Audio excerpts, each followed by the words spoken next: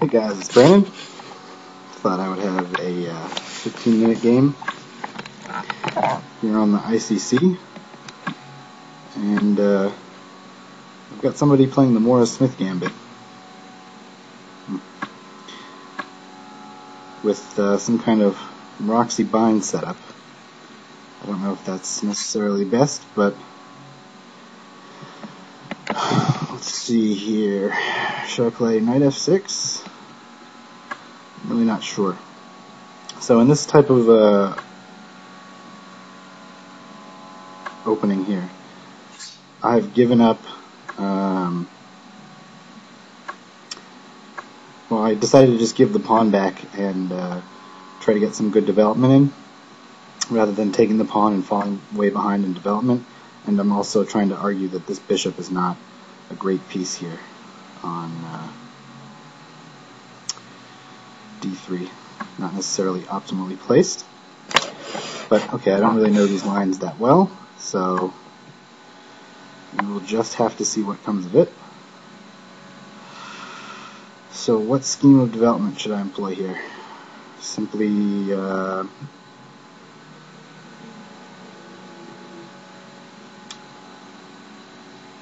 bishop to d7?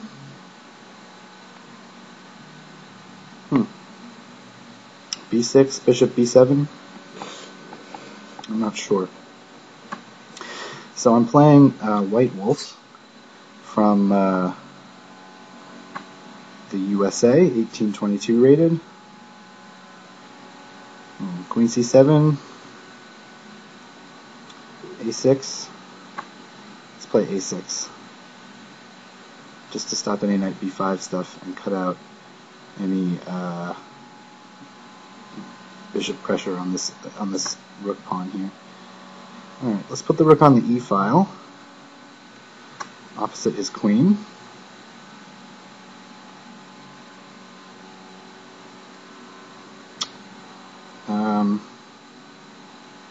Not sure if that's a great square for it, but okay, so he's playing bishop back here. He may try to create a battery with the queen and the bishop at some point onto h7, or he may try to put the rook onto d1, just putting pressure on my slightly weakened d pawn.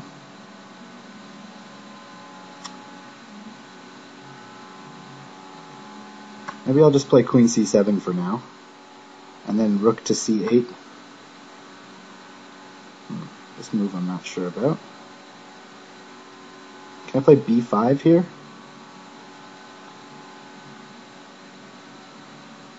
Rook b8 and b5? I'm not sure that does anything for me yet. Let's just stick my rook on the open file here. Okay, so he does have the Roxy bind position set up, which is a position where he's got pawns on e4 and c4, and he's putting pressure on my weak d6 pawn. But this pawn is somewhat nicely defended by this bishop. Okay, so maybe he wants to play f4 here. I'm not sure.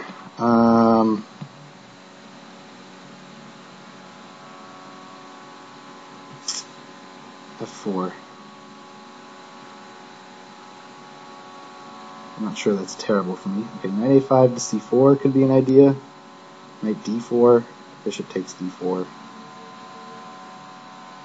I don't have any pressure on the e-pawn.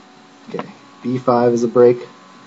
Pawn takes b5. No, he's got b5 covered enough. So maybe I just make some waiting moves here. Stick my queen back on b8, off of the glare of this rook on the c-file. And this is sort of a...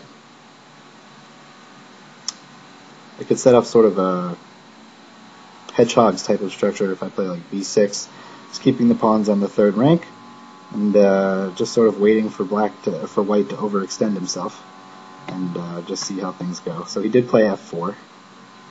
His idea here could be f5, could be e5. He can't play e5 yet, so what if he plays f5? Takes. Not sure.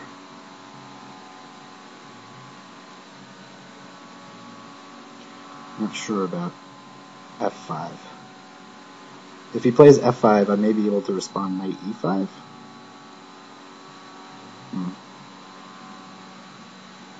He may just try to launch some kind of kingside attack with g4, f5, g4, g5, f6, this kind of stuff. So maybe I can try to set up some counterplay on just break open the position with d5. But I don't have enough pressure on d5 right now to accomplish that.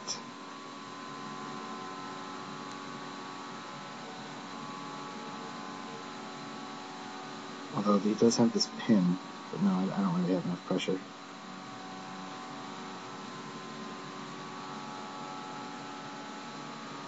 b5, I don't have enough on b5. So, hard for me to think of a constructive move to make here.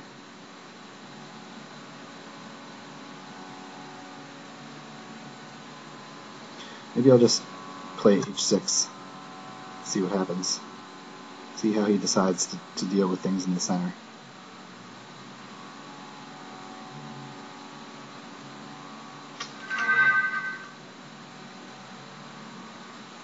So I got my phone going off here.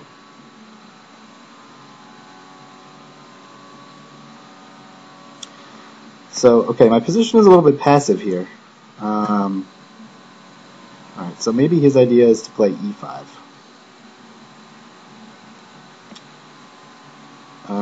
E5 takes. He still can't play e5.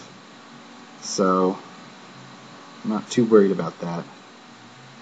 Can I now play b5? No, b5 takes. No. I could play e5 myself and try to get the d4 square. Let's see, e5, f5. I don't know. I really have my problems on d6. I'd like to play d5, but I don't have any way. I don't have any real way to get it in.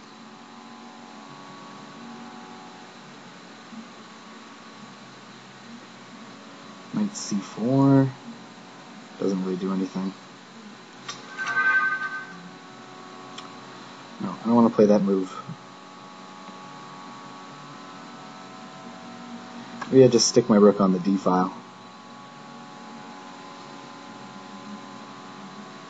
Could play a move like bishop f8, another waiting type of move, protecting my king side, opening this rook a little more.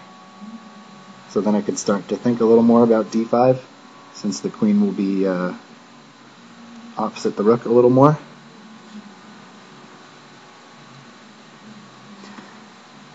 But I'm really playing this sort of Scheveningen hedgehog-ish type of position, just waiting, seeing what white's choosing to do here. Okay, so he is coming with g4. Takes.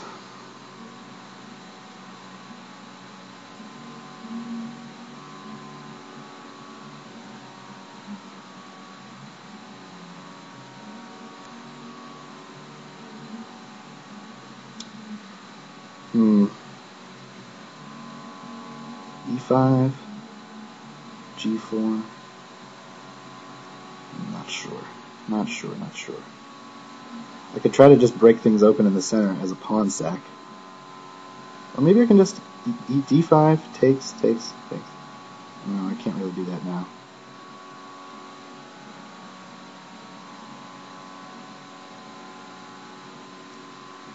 G5 it could be a radical solution. No, he'll just take. Really wish I could relieve my space cramp a little bit here.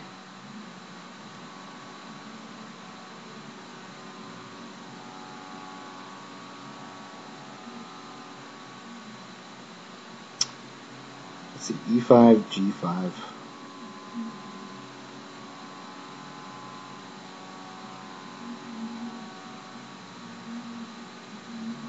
Not really sure. Not really sure what I should be doing here.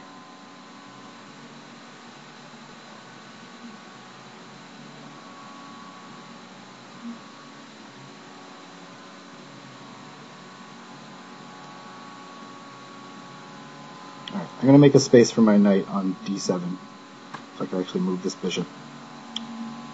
So when he plays g4, or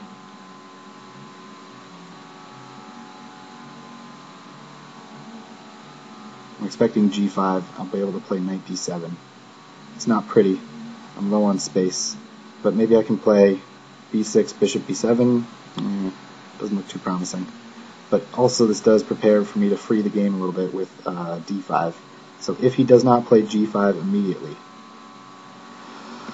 I can think about playing... I can probably play d5 right away. In fact, if he doesn't play g5 right now, I could play d5. I have enough coverage now to play d5. Unless he plays something like rook d8. In which case I won't have enough coverage to play d5. But then knight c4, knight b4, a3, doesn't do anything.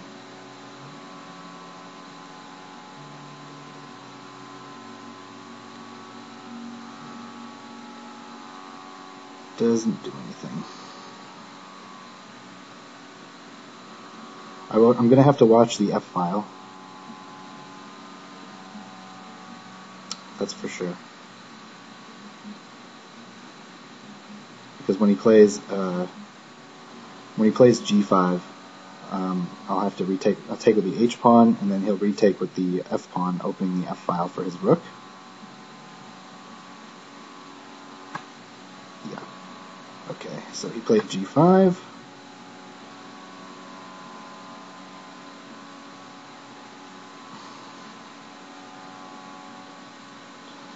So I think he should take with the pawn, not the knight. I don't know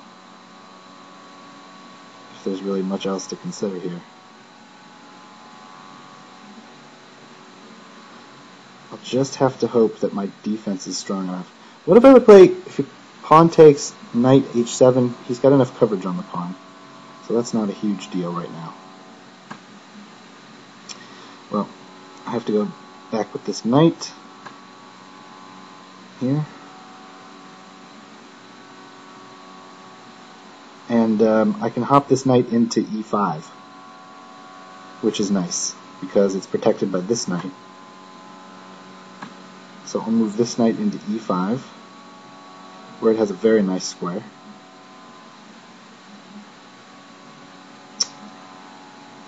And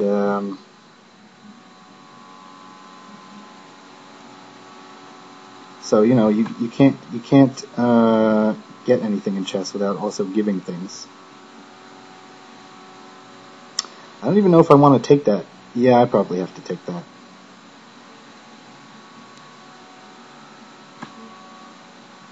It's a pawn. It's a pawn sack that he's playing here, but that pawn would just be way too dangerous on that square there.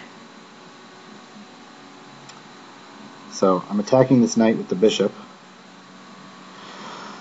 And I'm just going to have to rely on the strength of this knight here on e5 in order to get some play here.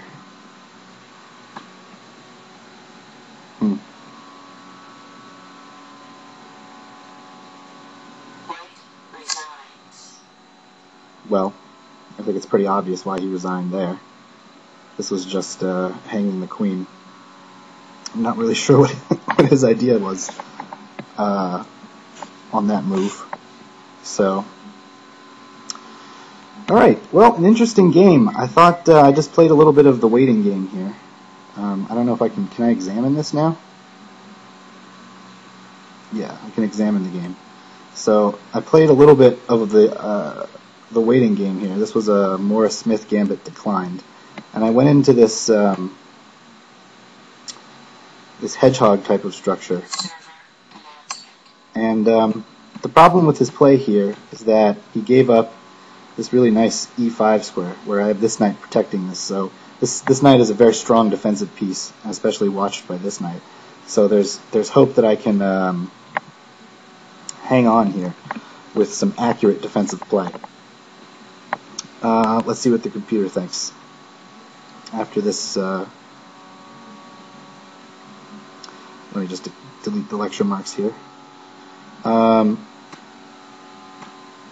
Yeah, after this pawn sack, my king is open, but I think with accurate defensive play, I should be okay here. Computer says, yeah, slight advantage for me. Okay, I mean, this obviously just blunders the queen.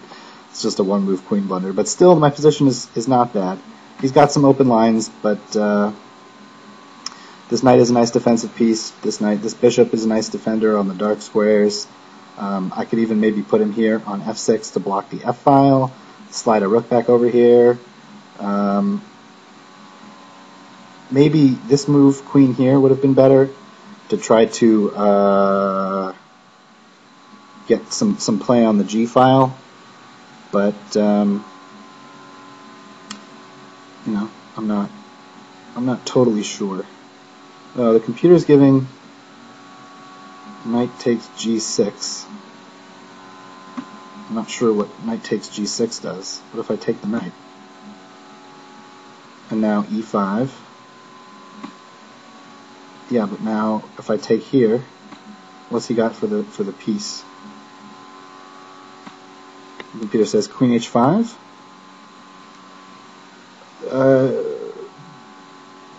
I don't know. I don't know what the computer is giving this position as. It's a piece sack. Okay, I can see my king is open, but it looks like I have good defensive pieces in the area. So, all right. Anyway, I hope you guys enjoyed that game, and we will see you next time.